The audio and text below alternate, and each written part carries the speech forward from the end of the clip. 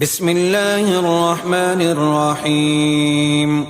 الحمد لله الذي أنزل على عبده الكتاب ولم يجعل له عوجا قيما لينذر بأسا شديدا من لدنه ويبشر المؤمنين الذين يعملون الصالحات أن لهم أجرا حسنا ماكثين فيه أبدا وينذر الذين قالوا اتخذ الله ولدا ما لهم به من علم ولا لآبائهم كبرت كلمة تخرج من أفواههم إن يقولون إلا كذبا فلعلك باخع نفسك على آثارهم إن لم يؤمنوا بهذا الحديث أسفا. إنا جعلنا ما على الأرض زينة لها لنبلوهم أيهم أحسن عملا وإنا لجاعلون ما عليها سعيدا جرزا. أم حسبت أن أصحاب الكهف والرقيم كانوا من آياتنا عجبا إذ أوى الفتية إلى الكهف فقالوا ربنا آتنا من لدنك رحمة وهيئ لنا من أمرنا رشدا. فضربنا على آذانهم في الكهف سنين عددا ثم بعثناهم لنعلم أي الحزبين أحصى لما لبثوا أمدا. نحن نقص عليك نبأهم بالحق إنهم فتية آمنوا بربهم وزدناهم هدى وربطنا على قلوبهم إذ قاموا فقالوا ربنا رب السماوات والأرض لن ندعو من دونه إلها لقد قلنا إذا شططا. هؤلاء قوم اتخذوا من دونه آلهة لولا يأتون عليهم بسلطان بين فمن أظلم ممن افترى على الله كذبا. وإذ اعتزلتموهم وما يعبدون إلا الله فاووا إلى الكهف ينشر لكم ربكم من رحمته ويهيئ لكم من أمركم مرفقا. وترى الشمس إذا طلعت تزاور عن كهفهم ذات اليمين وإذا غربت تقرضهم ذات الشمال وهم في فجوة منه ذلك من آيات الله. من يهد الله فهو المهتد ومن يضلل فلن تجد له وليا مرشدا. وتحسبهم أيقاظا وهم رقود ونقلبهم ذات اليمين وذات الشمال وكلبهم باسط ذراعيه بالوصيد لو اطلعت عليهم لوليت منهم فرارا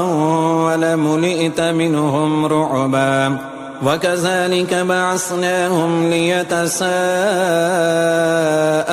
بينهم قال قائل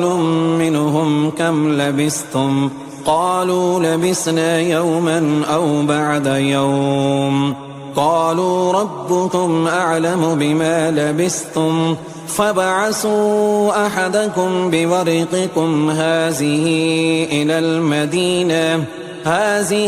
إلى المدينة فلينظر أيها أزكى طعاما فليأتكم برزق منه وليتلطف ولا يشعرن بكم أحدا إنهم إن يظهروا عليكم يرجموكم أو يعيدوكم في ملتهم ولن تفلحوا إذا أبدا وكذلك أعصرنا عليهم ليعلموا أن وعد الله حق وأن الساعة لا ريب فيها إذ يتنازعون بينهم أمرهم فقالوا بنوا عليهم بنيانا ربهم أعلم بهم قال الذين غلبوا على أمرهم لنتخذن عليهم مسجدا سيقولون ثلاثة رابعهم كلبهم ويقولون خمسة سادسهم كلبهم رجما بالغيب ويقولون سبعة وثامنهم كلبهم قل ربي أعلم بعدتهم ما يعلمهم إلا قليل فلا تمار فيهم إلا مراء ظاهرا ولا تستفت فيهم منهم أحدا ولا تقولن لشيء إني فاعل ذلك غدا إلا أن يشاء الله واذكر ربك إذا نسيت وقل عسى أن يهديني ربي لأقرب من هذا رشدا ولبثوا في كهفهم 300 سنين وازدادوا 9 قل الله أعلم بما لبثوا له غيب السماوات والأرض أبصر به وأسمع ما لهم من دونه من ولي ولا يشرك في حكمه أحدا واتل ما أوحي إليك من كتاب ربك لا مبدل لكلماته ولن تجد من دونه ملتحدا واصبر نفسك مع الذين يدعون ربهم بالغداة والعشي يريدون وجهه ولا تعد عيناك عنهم تريد زينة الحياة الدنيا ولا تطع من أغفلنا قلبه عن ذكرنا واتبع هواه وكان أمره فرطا وقل الحق من ربكم فمن شاء فليؤمن ومن شاء فليكفر إنا أعتدنا للظالمين نارا أحاط بهم سرادقها وإن يستغيثوا يغاثوا بماء كالمهل يشفي الوجوه بئس الشراب وساءت مرتفقا إن الذين آمنوا وأملوا الصالحات إنا لا نضيع أجر من أحسن عملا أولئك لهم جنات عدن تجري من تحتهم الأنهار يحلون فيها من أساور من ذهب ويلبسون ثيابا حزرا من سندس واستبرق متكئين فيها على الأرائك نعم الثواب وحسنت مرتفقا واضرب لهم مثل الرجلين جعلنا لأحدهما جنتين من أعناب وحففناهما بنخل وجعلنا بينهما زرعا كلتا الجنتين آتت أكلها ولم تظلم منه شيئا وفجرنا خلالهما نهرا وكان له ثمر فقال لصاحبه وهو يحاوره أنا أكثر منك مالا وأعز نفرا ودخل جنته وهو ظالم لنفسه قال ما أظن أن تبيد هذه أبدا وما أظن الساعة قائمة ولئن رددت إلى ربي لأجدن خيرا منها منقلبا قال له صاحبه وهو يحاوره أكفرت بالذي خلقك من تراب ثم من نطفة ثم سواك رجلا لكن هو الله ربي ولا أشرك بربي أحدا ولولا إذ دخلت جنتك قلت ما شاء الله لا قوة إلا بالله إن ترني أنا أقل منك مالا وولدا فعسى ربي أن يؤتيني خيرا من جنتك ويرسل عليها حسبانا من السماء فتصبح صعيدا زلقا أو يصبح ماؤها غورا فلن تستطيع له طلبا وأحيط بثمره فأصبح يقلب كفيه على ما أنفق فيها وهي خاوية على أروشها ويقول يا ليتني لم أشرك بربي أحدا ولم تكن له فئة ينصرونه من دون الله وما كان منتصرا هنالك الولاية لله الحق هو خير ثوابا وخير عقبا واضرب لهم مثل الحياة الدنيا كماء إن أنزلناه من السماء فاختلط به نبات الأرض فأصبح هشيما تذروه الرياح وكان الله على كل شيء مقتدرا المال والبنون زينة الحياة الدنيا والباقيات الصالحات خير عند ربك ثوابا وخير أملا ويوم نسير الجبال وترى الأرض بارزة وحشرناهم فلم نغادر منهم أحدا وعرضوا على ربك صفا لقد جئتمونا كما خلقناكم أول مرة بل زعمتم أن لن نجعل لكم موعدا ووزع الكتاب فترى المجرمين مشفقين مما فيه ويقولون يا ويلتنا ما لهذا الكتاب لا يغادر صغيرة ولا كبيرة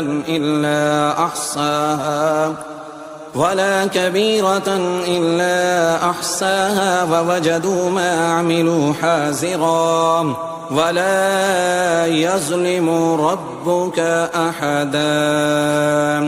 وإذ قلنا للملائكة اسجدوا لآدم فسجدوا إلا إبليس كان من الجن ففسق عن أمر ربه أفتتخذونه وذريته أولياء من دوني وهم لكم عدو بئس للظالمين بدلا ما أشهدتم خلق السماوات والأرض ولا خلق أنفسهم وما كنت متخذ المضلين عضدا ويوم يقول نادوا شركائي الذين زعمتم فدعوهم فلم يستجيبوا لهم وجعلنا بينهم موبقا ورأى المجرمون النار فظنوا أنهم مواقعوها ولم يجدوا عنها مصرفا ولقد صرفنا في هذا القرآن للناس من كل مثل وكان الإنسان أكثر شيء جدلا وما منع الناس أن يؤمنوا إذ جاءهم الهدى ويستغفروا ربهم إلا أن تأتيهم سنة الأولين أو يأتيهم العذاب قبلا وما نرسل المرسلين إلا مبشرين ومنذرين ويجادل الذين كفروا بالباطل ليدحضوا به الحق واتخذوا آياتي وما أنذروا هزوا ومن أظلم ممن ذكر بآيات ربه فأعرض عنها ونسي ما قدمت يداه إنا جعلنا على قلوبهم أكنة أن يفقهوا وفي آذانهم وقرا وإن تدعهم إلى الهدى فلن يهتدوا إذا أبدا وربك الغفور ذو الرحمة لو يؤاخذهم بما كسبوا لعجل لهم العذاب بل لهم موعد لن يجدوا من دونه موئلا وتلك القرى أهلكناهم لما ظلموا وجعلنا لمهلكهم موعدا وإذ قال موسى لفتاه لا أبرح حتى أبلغ مجمع البحرين أو أمضي حقبا فلما بلغا مجمع بينهما نسيا حوتهما فاتخذ سبيله في البحر سربا فلما جاوزا قال لفتاه آتنا غداءنا لقد لقينا من سفرنا هذا نصبا قال أرأيت إذا أوينا إلى الصخرة فإني نسيت الحوت وما أنسانيه إلا الشيطان أن أذكره واتخذ سبيله في البحر عجبا قال ذلك ما كنا نبغي فارتدا على آثارهما قصصا فوجدا عبدا من عبادنا آتيناه رحمة من عندنا وعلمناه من لدنا علما قال له موسى هل اتبعك على أن تعلمني مما علمت رشدا قال إنك لن تستطيع معي صبرا وكيف تصبر على ما لم تحط به خبرا قال ستجدني إن شاء الله صابرا ولا أعصي لك أمرا قال فإن اتبعتني فلا تسألني عن شيء حتى أحدث لك منه ذكرا فانطلقا حتى إذا ركبا في السفينة خرقها قال أخرقتها لتغرق أهلها لقد جئت شيئا إمرا قال ألم أقل إنك لن تستطيع معي صبرا قال لا تؤاخذني بما نسيت ولا ترهقني من أمري عسرا فانطلقا حتى إذا لقيا غلاما فقتله قال أقتلت نفسا زكية بغير نفس لقد جئت شيئا نكرا قال ألم أقل لك إنك لن تستطيع معي صبرا قال إن سألتك عن شيء بعدها فلا تصاحبني قد بلغت من لدني عذرا. فانطلقا حتى إذا أتيا أهل قرية استطعما أهلها فأبوا أن يزيفوهما فوجدا فيها جدارا يريد أن ينقض فأقاما.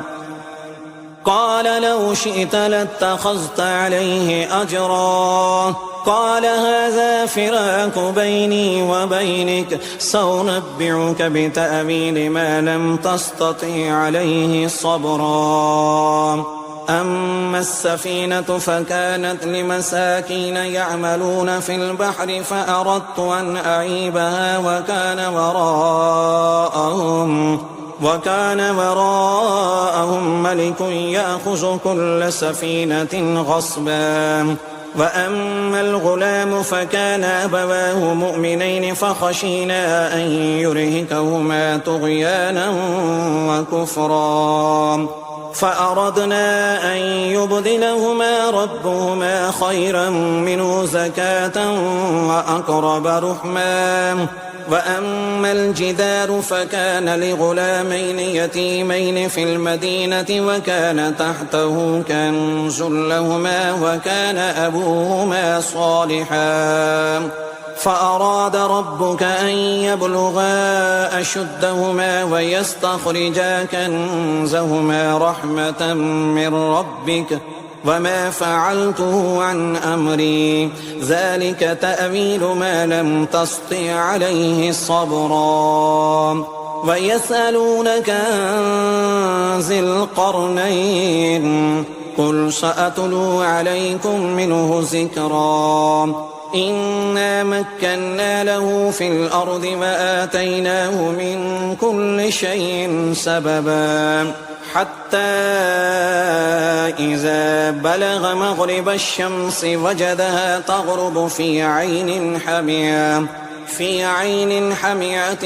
ووجد عندها قوما. قلنا يا ذا القرنين إما أن تعذب وإما أن تتخذ فيهم حسنا. قال أما من ظلم فسوف نعذبه ثم يرد إلى ربه فيعذبه عذابا نكرا. وأما من آمن وعمل صالحا فله جزاء الحسنى وسنقول له من أمرنا يسرا. ثم أتبع السببا حتى إذا بلغ مطلع الشمس وجدها تطلع على قوم لم نجعل لهم من دونها سترا. كذلك وقد أحطنا بما لديه خبرا. ثم أتبع سببا حتى إذا بلغ بين الصدين وجد من دونهما قوما لا يكادون يفقهون قولا. قالوا يا ذا القرنين إن يأجوج ومأجوج مفسدون في الأرض فهل نجعل لك خرجا على أن تجعل بيننا وبينهم سدا. قال ما مكني فيه ربي خير فأعينوني بقوة أجعل بينكم وبينهم ردما. آتوني زبر الحديد حتى إذا ساوى بين الصدفين قال انفخوا حتى إذا جعله نارا قال آتوني أفرغ عليه قطرا. فما استطاعوا أن يزهروه وما استطاعوا له نكبا. قال هذا رحمة من ربي فإذا جاء وعد ربي جعله دكاء وكان وعد ربي حقا. وتركنا بعدهم يومئذ يموج في بعد ونفخ في الصور فجمعناهم جمعا. وأردنا جهنم يومئذ للكافرين عرضا الذين كانت أعينهم في غطاء عن ذكري وكانوا لا يستطيعون السمع أفحسب الذين كفروا أن يتخذوا عبادي من دوني أولياء إنا أعتدنا جهنم للكافرين نزلا قل هل ننبئكم بالأخسرين أعمالا الذين زل سعيهم في الحياة الدنيا وهم يحسبون أنهم يحسنون صنعا أولئك الذين كفروا بآيات ربهم ولقائه فحبطت أعمالهم فلا نقيم لهم يوم القيامة وزنا ذلك جزاؤهم جهنم بما كفروا واتخذوا آياتي ورسلي هزوا إن الذين آمنوا وعملوا الصالحات كانت لهم جنات الفردوس نزلا خالدين فيها لا يبغون عنها حولا قل لو كان البحر مدادا لكلمات ربي لنفد البحر قبل أن تنفد